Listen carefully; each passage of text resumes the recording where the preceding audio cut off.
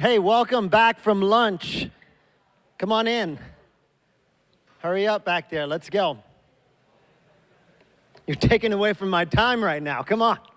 So, honestly, from the conferences here, I got to admit, we just came back from usually what is my favorite part of the conference, which is lunch. And let's just be honest about it. When you go back home and you talk, hey, how was the conference?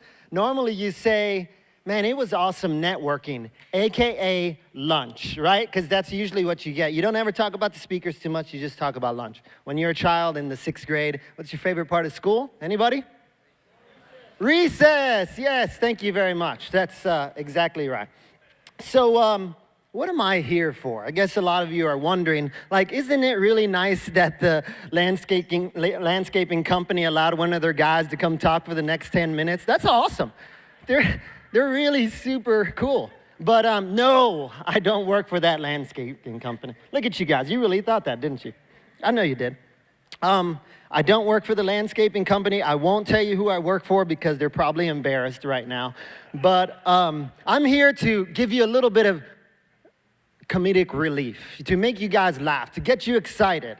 And that guy with the beard, you better laugh. You don't look very happy, right? There you go. It's a nice little smile. I like it. So, I'm here to talk about culture, right? Everybody, we've been talking about culture. It's the new buzzword, culture this, culture that. And throughout my next 8 minutes or so, I'm going to say culture 66 times. I'm not joking. Somebody count it, put a little etch, and we're going to say culture 64 times now, right? So culture. That's 5 more, so count them up. But everything's a culture. So I live in Charlottesville now. Believe it or not, Charlottesville has its own culture, and it's not the one that you guys are thinking about. It's actually a pretty cool culture. I've lived here in Lynchburg for 16 years, moved to Myrtle Beach for 2 years. Now I live in Charlottesville. 2 things pop out of my mind for Charlottesville. One is food snobs. I mean, really, it's like the better that you're, the more stringent you are in eating, the better you are in society. So what do you think is the highest category of a food snob? Anybody? Vegan. Close, but not quite there. But that was close. And if anybody's vegan or paleo or gluten-free or anything like that, you guys are just weird. Honestly, I'm a meat eater. I love meat, and I feel bad for you guys because remember that whole Peter thing and the Bible and all the food? He said eat all that, and you guys aren't. So really, you're disobeying God, honestly. I mean, really, I'm not about to disobey God. Today, right now, for the next 8 minutes.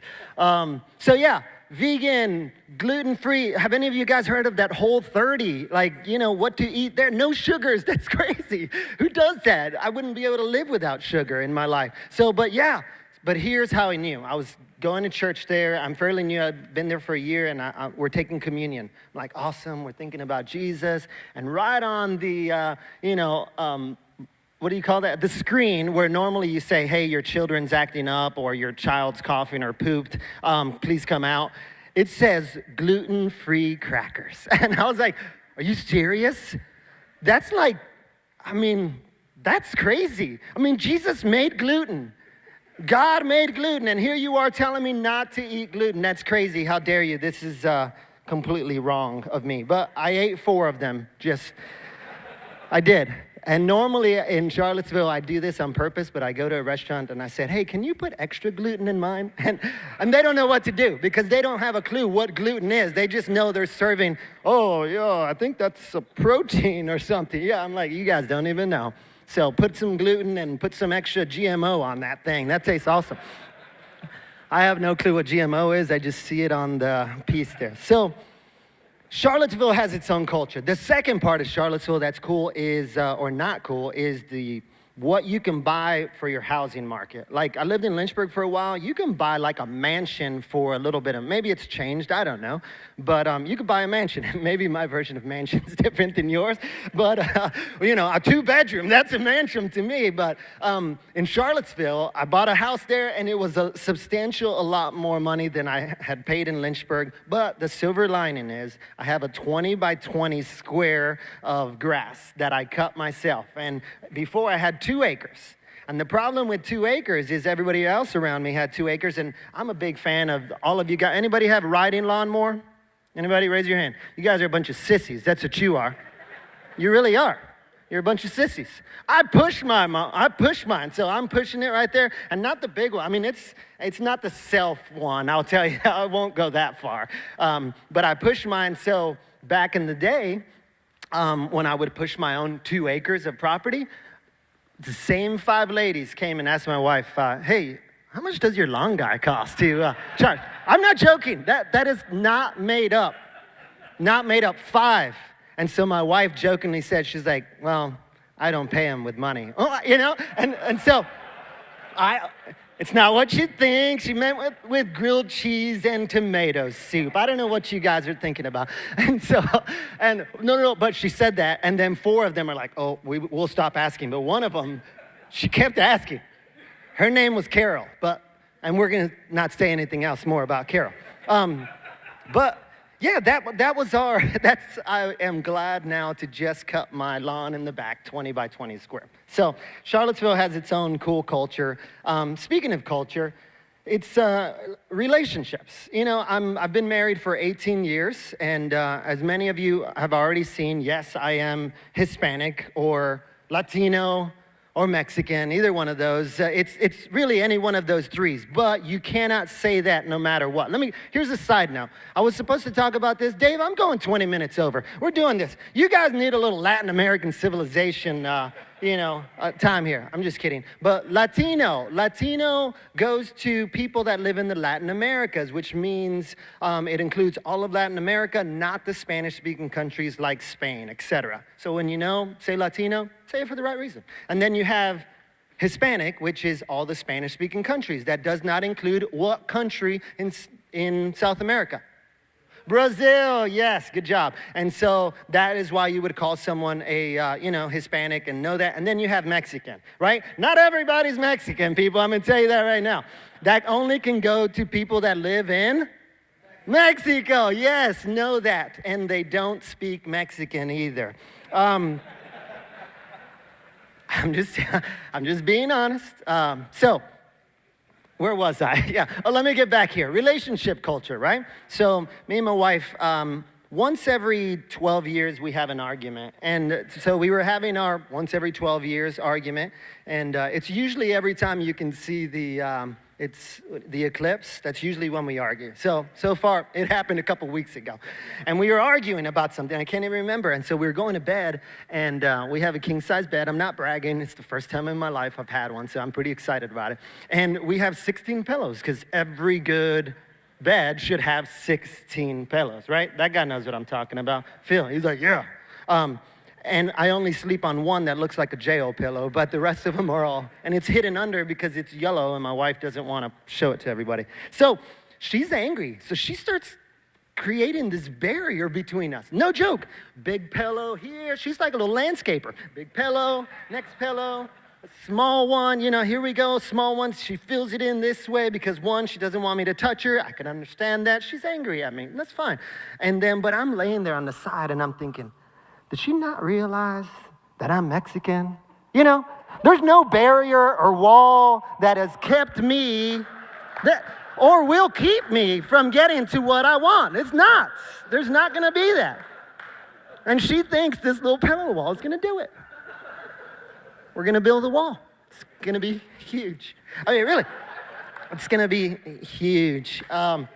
So she thinks that. She's funny. I got over that wall. I'm just going to let you know that right now. And she was happy. Where was I? I lose myself really quick. Oh, yeah. Let's talk about, so my wife, she's actually not Mexican. She's Caucasian. I don't even know what you guys call yourself nowadays. So she's Caucasian. She's white people. I love her. She's awesome. And I'm just going to give you a little glimpse. Our vacations have their own culture. So my wife's version of vacation is her parents, and my brother-in-law is sitting right there, so I told him, I said, hey, I'm gonna make fun of the family for a little bit. He's like, you better not. I'm like, okay, but I'm gonna do it anyways. So her version of a beach house was like, hey, we're gonna go on a vacation, Frank, and it's gonna be awesome. We're going to a beach house. And not only is it a beach house, it's one of my parents' beach houses that they own. I'm like, your parents own beach houses? Yeah. Oh, not just one of them, but two of them. Awesome. How many people are going? She's like, just me, you, mom and dad, and the two siblings. I'm like, 6 people, 4 bedrooms? This is like a real vacation here. How many, should we all drive in the same car? No, we're not gonna drive in the same car. We're all gonna drive there's 4 different cars at the vacation. That, my friend, is a vacation.